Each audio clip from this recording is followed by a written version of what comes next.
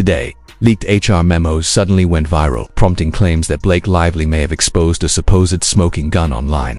But the situation quickly raised red flags. The narrative being pushed is that Lively leaked a Sony HR complaint against Justin Baldoni in a last-ditch effort to redirect attention as criticism toward her intensified, yet experts and observers are already calling the timing highly suspicious. These alleged complaints conveniently surfaced just as public opinion shifted against her and days before her final amended court filing was due, making the move feel calculated rather than credible. The leaked document claims that multiple actresses from the film, including Blake Lively and Jenny Slate, filed HR complaints accusing Baldoni of inappropriate behavior on set, but there is no evidence this is true. If such complaints actually existed, they would have appeared long ago, especially in Blake's original lawsuit, yet they never did. Instead, Sony has publicly denied that any HR complaints were ever filed, further undermining the claims. After months of this case unfolding like a chaotic reality show with both sides fighting to control the narrative, this sudden leak feels less like a revelation and more like a manufactured plot twist. Every complaint and lawsuit has been reviewed, and these allegations were never included, which makes the entire situation feel deeply questionable rather than something deserving the benefit of the doubt. Sony has been consistent from the very beginning, and that consistency is what makes this alleged HR leak so questionable. Back in August 2024, when rumors of on-set drama first surfaced, Variety directly contacted Sony to ask whether any HR complaints had been filed against Justin Baldoni during production and was clearly told no, a position Sony has never wavered from. Now, months later, a mysterious HR document suddenly appears online making serious allegations, yet Sony continues to stand by its original denial, which is significant because knowingly lying about workplace harassment claims would expose the studio to massive legal risk, something no major Hollywood company would reasonably do. That leaves only two realistic possibilities. Either these complaints never existed, or they were fabricated after the fact, and the timing of this leak strongly points to the latter. This development comes right after Baldoni filed a $400 million countersuit that dramatically shifted momentum in the case. Until then, Blake Lively had largely controlled the narrative as a whistleblower. But once Baldoni's legal team released text messages, emails, and other evidence contradicting her claims,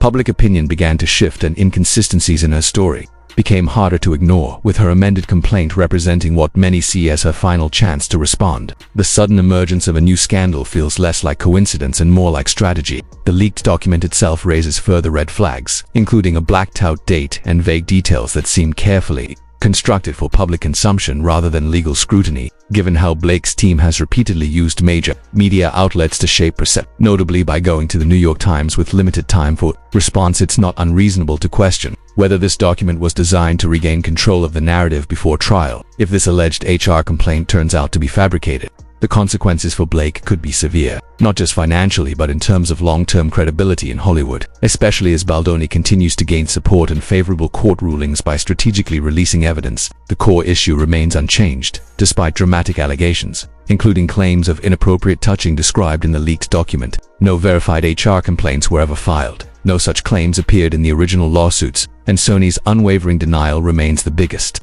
red flag in the entire story. The leaked complaint alleges that during filming, Justin Baldoni made an actress uncomfortable by placing his bare hands on her lower back but under the pretense of adjusting her posture. When confronted, he allegedly dismissed the concern with an odd comment about being totally hot for his wife. The complaint claims the actress immediately objected, followed by a text sent 18 minutes later stating that Baldoni had literally grabbed my ass in front of the cameras and demanding to speak with Sony HR. However, the credibility of this account is heavily questioned, as Sony has repeatedly and unequivocally denied that any HR complaints were ever filed, including when asked directly by Variety on December 31, 2024. The wording of the alleged text message appears unusually polished and calculated for an immediate distress response, raising doubts about its authenticity. Adding to the skepticism, Jenny Slate publicly praised Baldoni after filming Wrapped, thanking him for creating a supportive and positive set statements that sharply contradict the idea of a serious, unresolved incident. The complaint further escalates with unverified claims that Baldoni admitted to a pornography addiction and discussed non-consensual encounters in Blake Lively's vehicle, allegedly captured on dashcam footage, yet no evidence has been produced. Taken together, the lack of records, Sony's consistent denials, positive post-filming statements, and absence of proof make the complaint appear less like a legitimate HR filing and more like a strategically timed allegation. The complaint escalates by alleging that Justin Baldoni made inappropriate comments during a car ride with Blake Lively in front of both of their drivers and that the entire exchange was supposedly captured on dashcam video. However, no such footage has been released.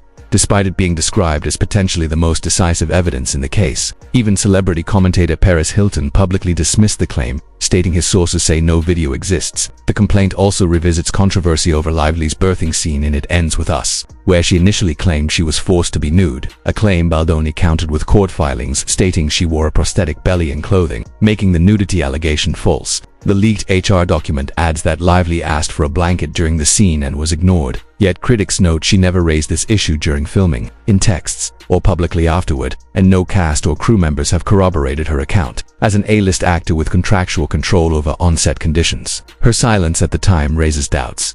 The complaint further accuses Baldoni of inappropriate behavior toward actress Isabella Ferrer, including requesting to speak privately and allegedly standing so close that his breath removed her makeup, an assertion widely viewed as implausible. This allegation directly contradicts Ferrer's multiple public statements thanking Baldoni for creating a positive and supportive work environment, which Baldoni has included as evidence in his filings. Additional reporting claims Lively's legal team attempted to pressure Jenny Slate to join the lawsuit, later considering subpoenaing her after she declined, while a TikTok video discussing these claims was temporarily removed following alleged legal threats before being reinstated. Critics argue that if these HR complaints were legitimate, Sony, SAG, or other industry bodies would have records of them.